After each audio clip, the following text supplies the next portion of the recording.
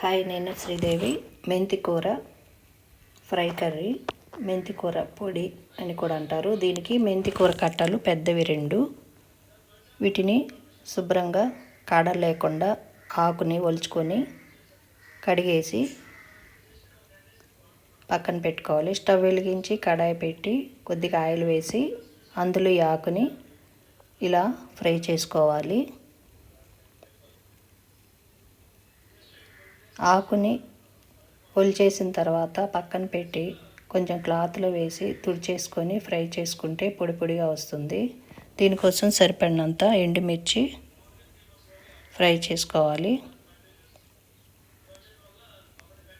కొన్ని పల్లీలు, చింతపండు ఫ్రై చేసుకొని పక్కన పెట్టుకోవాలి.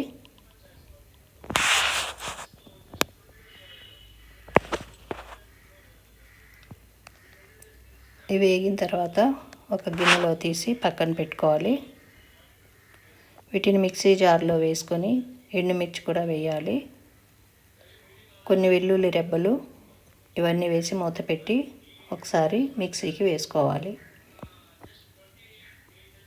ఇలా రెడీ అయిన తర్వాత ఇందులో ఫ్రై చేసిన మెంతాకుని వేసి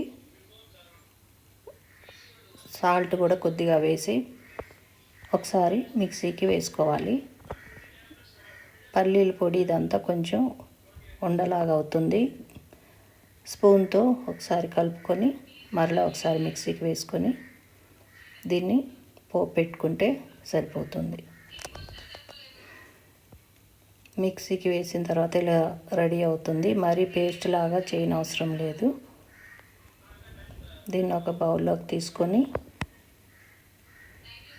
పోపు రెడీ చేసి అందులోనే ఈ మెంతాకు